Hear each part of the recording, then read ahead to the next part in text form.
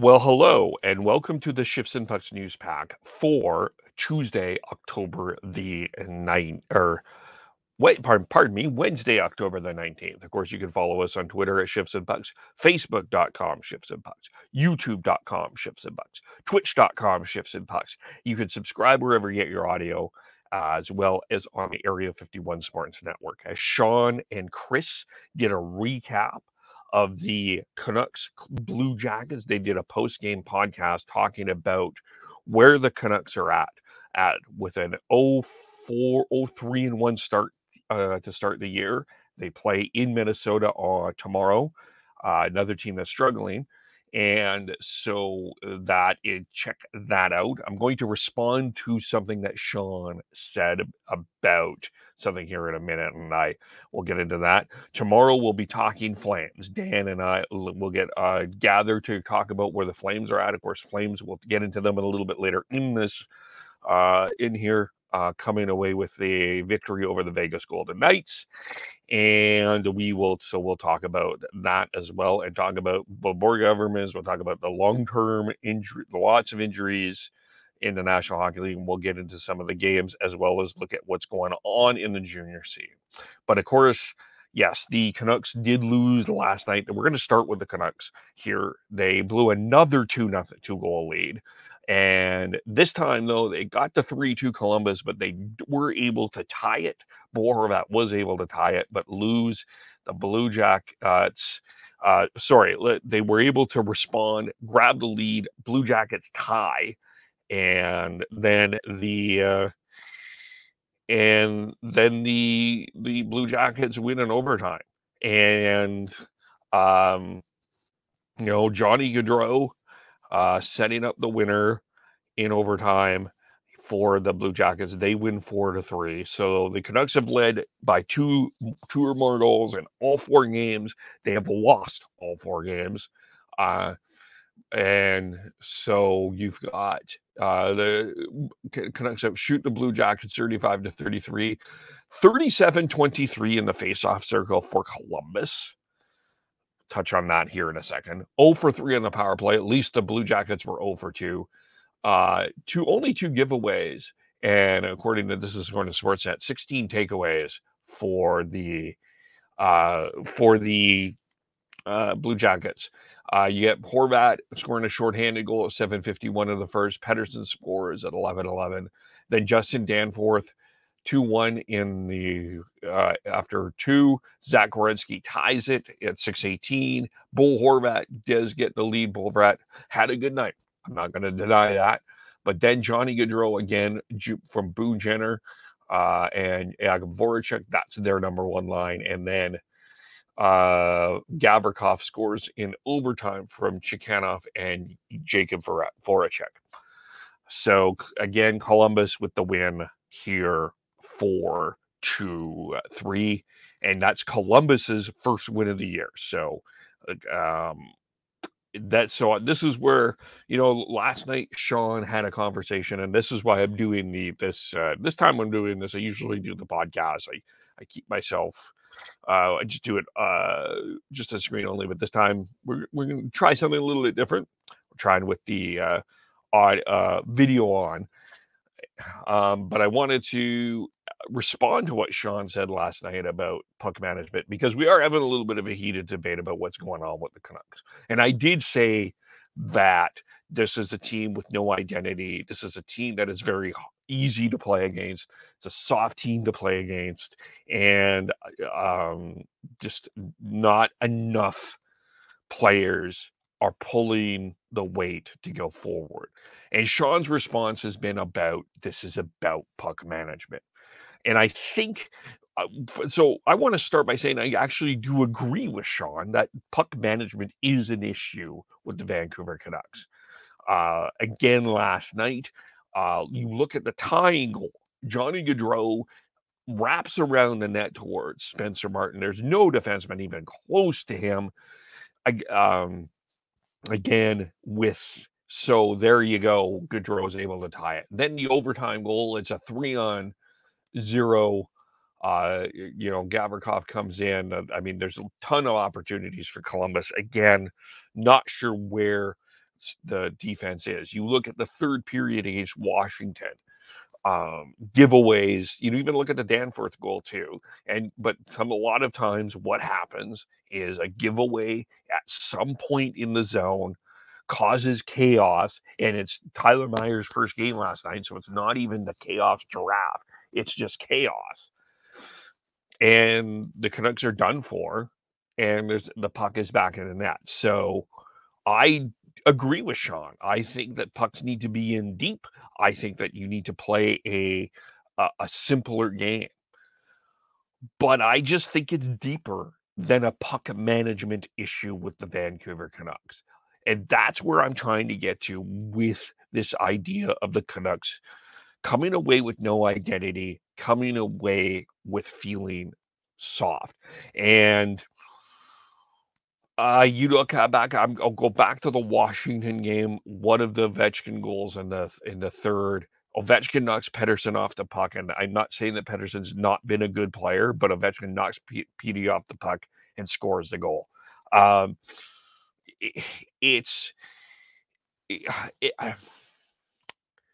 This isn't, to me, this is so much deeper than the puck management issue, because this is a team that does not have the confidence to win hockey games right now. And I'm going to take this on 3 different levels. And it's, right now you look at that defense, and Quinn Hughes is playing a ton here. I think there's a legitimate argument in terms of Quinn Hughes' ice time that he might be playing too much. I think that is a possibility there. What did Hughes play? 27-39 leading all ice time. I mean, it's not a 30-minute. He's two shots on goal, 2 penalty minutes, gets an assist. But you're a lot of ice time for that. I mean, Ekblad Larson played 23-40. Looking at others, Tyler Myers came back in 22-12. So I mean, I think, but you're still playing Quinn Hughes for at least 3 minutes more than your number 2 defenseman there. So that, to me, just, it's soft, back to being continuously soft in your own end, and then soft in the offensive end, not trying to make, and Sean said it, I agree, you're trying to make the fantastic offensive play. You're not trying to make the simple, easy play to get in. And with the fact that you're not jumping pucks in deep, when you play that puck in deep type of style, that's not an easy style to play. It can be a little boring. It's not showy. It takes a lot of work. And in general, I don't think the Canucks have the group of players that can play that type of style of hockey. I just simply don't. I don't think they have enough of it. So just in terms of that, I agree with him in terms of that. But to go deeper into this, let's start with the player, this roster as is. And from the player's perspective, I look at this roster right now, and where this gets deeper for me is this roster is stale, completely stale. And this isn't about the first 4 games of the year. There has not been a home playoff game since I have moved to Vancouver in 2015. There was one playoff appearance, which was through the 2020 bubble playoffs. And sure, that was fun, but it's been a long time of a lack of success. And I just don't think that this roster, it's stale. It's stale with the same sort of core. There's a lot of people on JT Miller right now, and JT Miller's not playing great. He was a -2 last night, 3 shots on goal, 18 minutes. The line of him, Mikheyev and Kuzmenko was that's not the greatest line, and Mikheyev is in a difficult situation playing his first game as a Canuck after not really having a training camp. So it's hard to really criticize Mikheyev, and we'll get to Kuzmenko here in a moment, because I do think there's something here. So I feel like JT Miller he's really struggling because I think he's trying too hard. That's the one thing. But this roster as constructed feels like it needs some new fresh blood and new fresh ideas. And I'm not talking about any reports, or I'm not trying to say that there is a rift in the locker room. I have no idea. I'm not an insider. I can't make that claim. I know that others are, but I can't make that comment. But I am watching what I'm going from what I'm seeing on the ice. And on the ice here, what I'm seeing is a team that looks stale. Like there is, and that staleness is bringing to a lack of identity. That staleness is bringing to a lack of confidence, and that staleness is bringing the results that we are having right now. There are players making efforts. There are players, and a lot of players struggling. But overall, this is a roster that overall, top to bottom, looks stale. It looks just completely stale. It needs a complete fresh coat of paint of some kind. That's the first part. And, I mean, even Thatcher Demko hasn't been great. Thatcher Demko right now at the second highest expected goals rate. Sean, you're not the only stat guy. Expected goal rate right now in the National Hockey League. So overall, this team, as a group, as a roster, as a team, they look stale, which leads me to the second problem here. And which is let's start here. Jim Benning, if Jim Benning came back with this crew of defense that the Vancouver Canucks came back after last year, making all of these saying that this wasn't good enough. If Jim Benning came back with this group of defense, Canucks Twitter, which already at times explodes, would have exploded. I think that there is some legitimate criticism that we've just got here from Jim Rutherford and Patrick Alvin. I am sorry, but that is starting to wear out on me. Let's look again at the offseason and what happened in terms of the offseason here. You had Mackenzie Weegar move. You had John Marino traded. Jeff Petrie was traded. Ethan Bear was traded. Eric Gudbranson signed in Columbus. Igor Labushkin might have been a good signing in Buffalo. John Klingberg at Anaheim. There were a number of right shot defensemen, whether you thought that they were good or not, that were moved. The Vancouver Canucks did not add a single defenseman, single top NHL type of defenseman in the offseason. And to me, that is a miss from this management group. That is flat out, you can't say anything else about it. Like you to come back with this group of defense and hoping that Tucker Poolman would be healthier.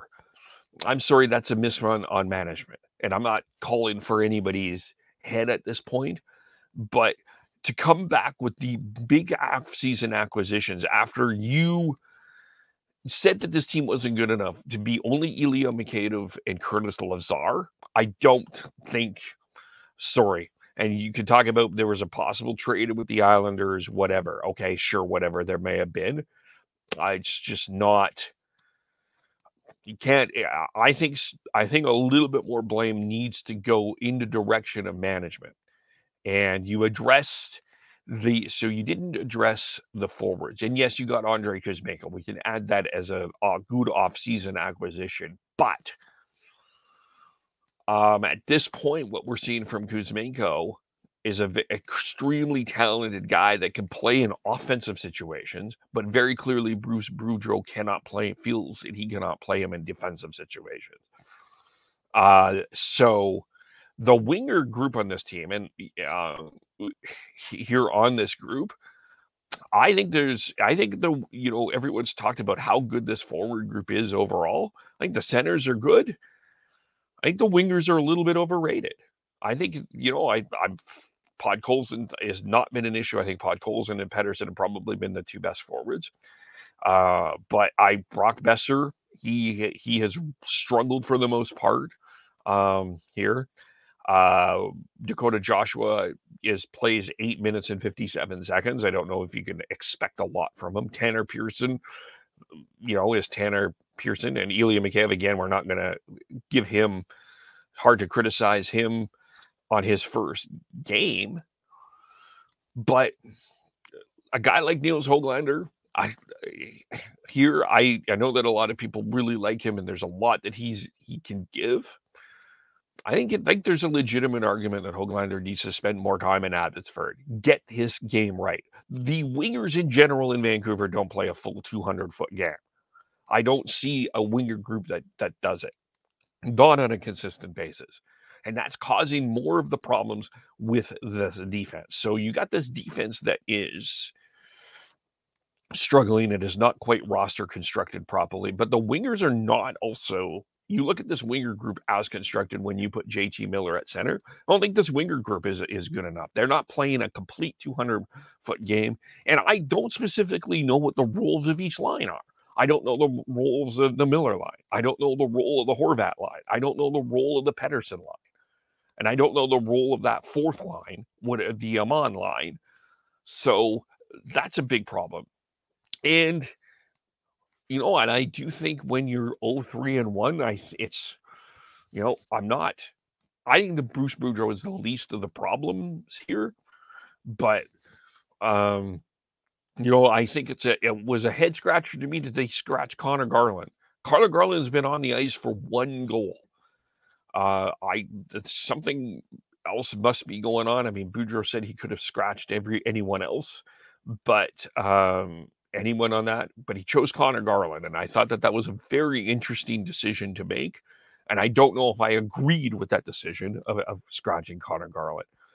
So again, this is, to me, it's not just a puck management issue. This is a roster construction, roster culture, identity issue that this team is overall not a complete 200-foot structured team overall. And I think from Sean's point, I think we look at this from the chicken or the egg. It's just deeper to me than puck management. This is a roster construction issue overall. And I think sometimes with the Canucks, with a lot of, in the midst of trying to be positive, which I admire Sean and Chris for trying to be, sometimes that positivity leads to allowing us to love some players and not see warts. And I think that's sometimes that's where I'm coming from. And just think that this team needs a major roster do-over of some kind. They need some new voices in the room. They need to establish some sort of identity. And you could argue that, look, if you look back and they were better under Boudreau, they were in March and April, they were basically a 500 team. You look back at the last 2 months, let's look at March. You start off with a 3-game winning streak at the Islanders, Toronto, and Montreal. You lose to Washington in overtime. Then you lose to Tampa, and then you beat New Jersey. Then you lose to Detroit. That was a pretty significant loss at the time. Calgary and Buffalo. You had a 3-game losing streak there. So you look at that, you're 3-0-1, 3-1-1, 4-1-1, 4-2-1, 4-3-1, 4-4-1. Beat Colorado, so you're 5-4-1. Lose to Minnesota in overtime, 5-4-2. 6-4-2 with your win over Dallas. Then you lose twice to St. Louis, 6-7-2. So lead that there. So 6-7-2, and then Vegas beats Vancouver in overtime to start the month, and then so you split there. So 6-7-2, 6-7-3, 7-7-3. You beat Arizona 8-7-3. San Jose 9-7-3. And then 10-7-3, 11-7-3 with your wins over Vegas and Arizona, and 12-7-3 Dallas. And then Ottawa, you lose to Ottawa, you lose to Minnesota, you lose to Calgary. So it's 12-9 and 12-9-4 and 13-9-4. Okay, so you're 14-9-5. So basically, you are ultimately a 500 team, 14 wins, 14 losses between March and April. So in overall, you could say that things were looked a little bit better with Bruce Boudreau because you had that big winning streak. But there's a legitimate argument overall that that's a coach bump more than it is that something consistent. So Just overall, the Canucks, in terms of that whole identity situation, just think it's deeper than puck management. That's kind of where I'm coming from, and I'm sure Sean and I will continue to have this debate. I think we are saying ultimately the same thing. We are just looking at it from different directions. So that's from that point. As far as other Canuck news, Phil DiGiuseppe was placed on waivers with the purpose of being sent down to Anaheim. They head to Minnesota, playing another team that's really struggling, the Minnesota Wild. That happens on Thursday. Let's hop to the Calgary Flames. They come away. They played last night, and they played the Vegas Golden Knights, who were coming in 3-0 to start the year. And it's the Golden Knights that started off great. Here, you get the goal from Willem Carrier, a 355, probably one that Jacob Markstrom would want back. I think everyone would agree with that. And then Brett Howden scores at 15:23. Vegas leads 2-0. Then the Flames take over, and the power play takes over. Elias Lindholm gets a second from Huberdeau and Kadri. And then of course, there's the non-goal goalie interference. Daryl Sutter said he didn't mind the call. It's the length of the call, time it takes the call. What's that issue there? I think goalie interference continues to be confusing. I think this whole replay situation continues to be confusing. So that's where we're at. But the Flames take advantage on the power play. They get 2 power play goals, 10:43 Lindholm from Huberdeau and Kadri. I think Nazem Kadri, by the way, has been the Flames' best forward at the start of the year here. Tyler Toffoli gets his second on the power play from Anderson and Huberdeau. Huberdeau gets 2 assists. Michael Backlund then in the third from Coleman and Uyghur. And the Flames come away with the 3-2 win. In terms of power play, the Flames were 2 for 6. Knights were 0 for 4. They outshoot the Knights 40-21. They outhit the Knights 21-13. They win the faceoff battle 37-32. And so there you go with that. And so the Flames come away. They are 3-0. The Vegas Golden Knights lose their first of the year. I still think the Vegas Golden Knights come away as a really good team, but there you still there.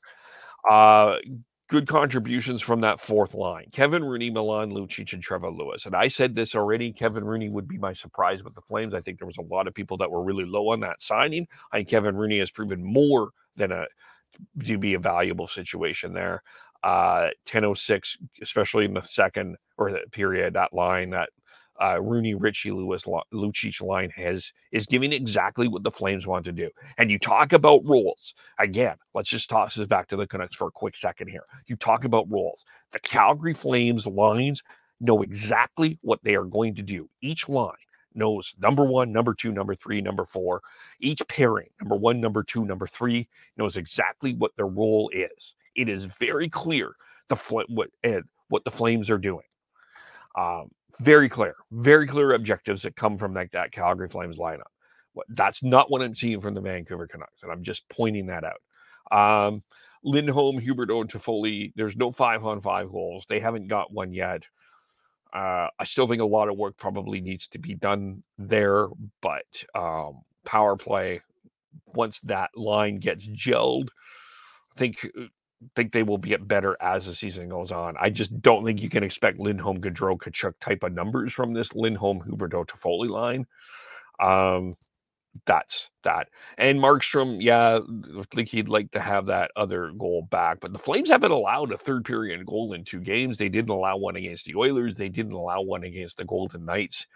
So they had that blip against the Colorado Avalanche at the start of the year. But, Markstrom kind of held them in there after that as well. So I think Markstrom overall, I wouldn't panic about him. I think the way that they're handling the goaltending, we'll talk about this a little bit more tomorrow, is looking a little bit fresher, different this year than we expected. It's a different team overall this year. The only other on-ice note for the Flames is Noah Hanifin did not practice again today. Played yesterday, didn't practice Monday. So we'll see what's going on there. Connor Mackey was in the there, and it was Tanev Anderson played with Zadorov, and then Mackey practiced with Stone in terms of practice. So the lines were pretty much the same.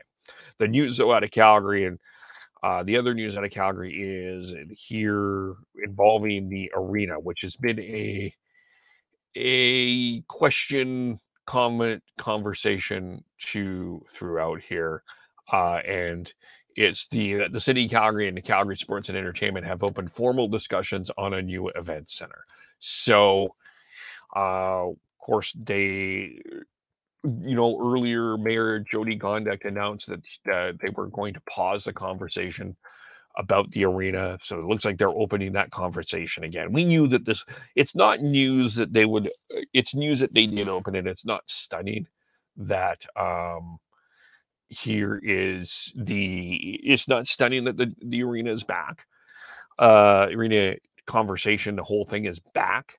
It's news that it's back though. So Ryan Pike is doing a really great job covering that on Flames Nation here. So just some criticism was here. Just going to summarize what Pike wrote in Flames Nation. Some counsel was hard on Gondek for not looping the rest of council and in a unilaterally killing the deal. But actually, none of those claims are true. Prior to her going public on December 21st, and it's really just because the Flames of the City decided to extend neither of the Flames of the City decided to extend the construction deadline. So there's a lot of messy things going on here. So basically, total expenditures so far, it's between $23 and $24 million. So CSC and the city are both on the hook for about $12 million each. So here's what's happening now. The city passed a motion reaffirming that they want a culture and entertainment district that includes an event center, which is an arena for Eric. They are reestablishing the event center assessment committee, which struck the original deal to help the process towards a new deal, and they're engaging a third party to determine A, if CSEC is interested in being involved in a new deal, and B, seeing what other options are out there for participants in a new deal. So we'll be presented with the committee's terms of reference and asked to vote on the formally reestablished committee at the March 8th council meeting, while the third party will report back with their findings regarding options for partners for a new arena at the same meeting. That is what Ryan Pike wrote in Flames Nation here, so you can check that article out. I have put that on my Twitter here as well, so I'll just retweet that there. So that's what's going on with the Canucks. That's what's going on with the Flames. Again, we'll talk Flames tomorrow with Dan. We'll kind of get that plan worked out there. Board of Governors meetings was yesterday. We'll talk a little bit about a couple of things there. One thing was about the salary cap. Commissioner Bettman said it could increase by at least $4 million in 2023-24. That's if the escrow debt the player the league could be repaid. So right now, current salary cap is 82.5. Bettman said we believe that there is a good probability escrow will be paid off this season. It may not be, but we think it's going to be close, which means the flat gap will be replaced by a bigger increase. He says revenue is pretty vibrant. We probably did $5 billion in hockey-related revenues this past season, $500 million more than we projected a year ago when we were starting things up. So things are moving up. If it's not repaid, the salary cap would rise by $1 million and increase significantly in the 24-25 season when the debt would be fully paid off. So that was one thing. The other thing that came out, a couple of other things came out. The Hockey Diversity Alliance conversation here came out as well. And of course, that was something that the NHL was talking about the hockey diversity.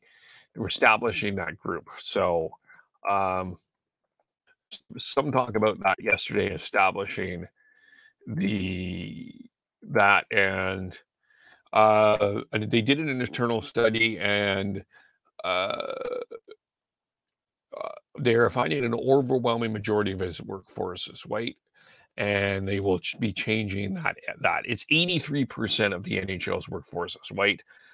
Men make up 62% of that, and it's about 67 of employees participated in a voluntary and anonymous survey. And so the next steps here on that, Kim Davis, the NHL's executive vice president of social impact, says the whole pace behind doing the study is to provide a baseline, fact-based baseline so that you can begin to develop very intentional and specific strategies around where you need to hire. So the next step will be turning that down into that data into race and gender report card produced by the University of Central Florida's Institute for Diversity and Ethics in Sport. So they're looking at the next step on that as well. It's a 24-page report, so we'll keep an eye on that. And the other issue was the World Cup of Hockey plans on 2024. The issue is Russia. There are a number of European teams that do not want Russia players in this tournament. So the idea there was talk of an idea of Russian players not playing without in Russian colors, but playing in some sort of other uniform. Number of countries are not in European countries are not interested in that because they obviously have taken a stand about Russians' actions in Ukraine. So that will be a issue so we'll have to see more about that. That will be another thing we'll be keeping an eye on. So those are the three things that came out of the Board of Governors meeting. And then we got some injuries. There was a number of injuries. Aaron Ekblad got injured last night in the for the Florida Panthers against last night with the loss to the Bruins. He left in the second period. The Panthers came into that game only playing 5 defensemen, and he's been placed on long-term injury. It's a lower body injury, and so the Panthers will be putting him on LTIR. And so the Panthers can have some room in the salary cap, which they are tight at. That's why they only could play 5 defensemen yesterday. So now with Ekblad down, Mackenzie Weegar, of course, not there. And also Brandon Montour is injured as well. So Panthers not deep on defense. And we'll get to the games here in a second, but be interesting to what happens against the Florida Panthers or the Philadelphia Flyers, pardon me. You also got Connor Brown is injured as well for the Washington Capitals. He's out long term. He injured. He had a lower body injury. Again, after here, he got injured again Saturday against the game against the Canucks. And he has no points in 4 games. Of course, he was acquired in a trade. He's filling in for Tom Wilson. He was out until December for surgery. So that's one other injury. And Gabriel Landeskog of the Colorado Avalanche, he hasn't played yet this year. He's out 12 more weeks after knee surgery. He started in training camp. They decided, head coach Jared Bednar said they decided on surgery. And so it's going to be another 12 weeks for Gabriel Landeskog on the Colorado Avalanche. So 3 significant injuries here. Aaron Ekblad, Connor Brown, and Gabriel Landeskog happened today as well. And in terms of other things that are going on here, with the 3 games tonight in the National Hockey League, we've got the Philadelphia Flyers heading to Florida to take on the Panthers. The Panthers have yet to lose this year, and the Flyers have yet to lose this year. I think that's one of the pleasant surprises of the year. The Philadelphia Flyers coming in 3-0.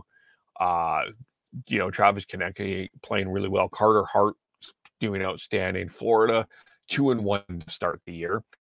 You've also got Winnipeg. They will be without Rick Bowness again, still in COVID protocol. Scott Arniel will be coaching, heading to, as aforementioned, Colorado. Winnipeg coming in with a record of 1-1. Colorado coming in with a record of 2-1. And you got the St. Louis Blues in Seattle. This is only St. Louis' second game of the year. They're 1-0. Seattle, they are 1-2-1, but the last two games, Vegas and Carolina lost combined by 5-1. Shane Wright not playing a lot. There'll be some interesting questions going on around the Krakens, but those are the three games in the NHL. That covers that. WHL, we've got 4 games tonight. We've got Calgary Hitmen taking on the Red Deer Rebels. We've got the Hurricanes hosting tonight the Saskatoon Blades. You've got the Winnipeg Ice taking on the Vancouver Giants. By the way, the Minnesota Wild signed Mickey Milne to a 3-year contract today. And the Kamloops Kelowna Rockets are hosting the Brandon Wheat Kings. So those are the 4 games tonight in the WHL. In terms of other WHL news to look at here, as mentioned, Mikey Milne signed to an entry-level contract, and that's the news and there as well. And there was another trade in the WHL as well. It's been a busy time of trades in the WHL. Medicine Hat making another move. Minnesota going, Medicine Hat. Sorry, not Minnesota.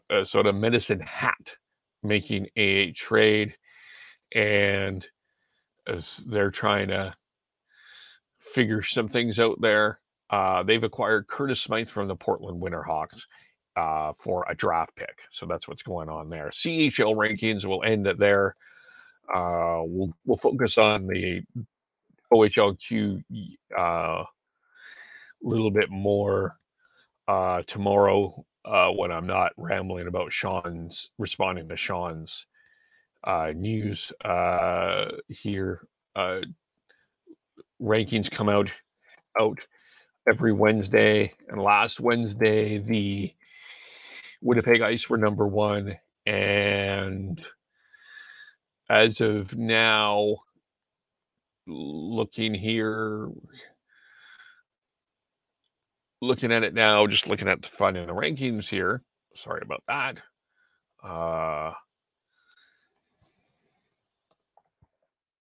Here. By the way, of course, you've got a chance to watch Connor Bedard, 20 points leading the way in the WHL scoring. Regina off to a 6-4 start. There we go. Looking at that.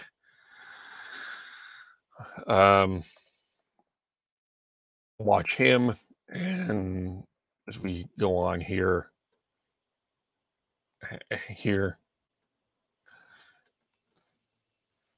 watch CHL rankings of the Canadian Hockey League, and the ranking of here. So the Winnipeg Ice are still the number 1 team, and here, so they remain number 1, and here, so looking at the rankings, there we are. Actually, sorry, they were yesterday. My apologies. Honorable mention: Windsor Spitfires, Halifax Mooseheads, and the Everett Silvertips. Red Deer Rebels, number 10. Number 9, Ottawa 67s. Number 8, Mississauga Steelheads. Number 7, the Kamloops Blazers. The number 6, Gatineau Olympique. The number 5 team is the Portland Winterhawks. And the number 4 team, Seattle Thunderbirds. The number 3 team, Quebec Remparts. And number 2 team is Sherbrooke Phoenix, and the number 1 team again this week is the Winnipeg Ice. So that will be the news for today. Of course, you can follow us all individually on Twitter: Sean Beardy Canucks03, Tyler TNOBLE, Christian Schneider SCHNAIDZ, Devin Gordhow 09. Be sure to give Fireside Chat and Follow, subscribe on every podcast. Dan and Matt do a great job covering the Flames. They record every Monday. Follow me, KEVOLE, Shifts and Pucks, Facebook, YouTube, Twitter, Twitch. Subscribe wherever you get your audio, as well as on the Area 51 Sports Network. Thank you for watching. Thank you for listening. We will talk to you all very soon. Bye for now.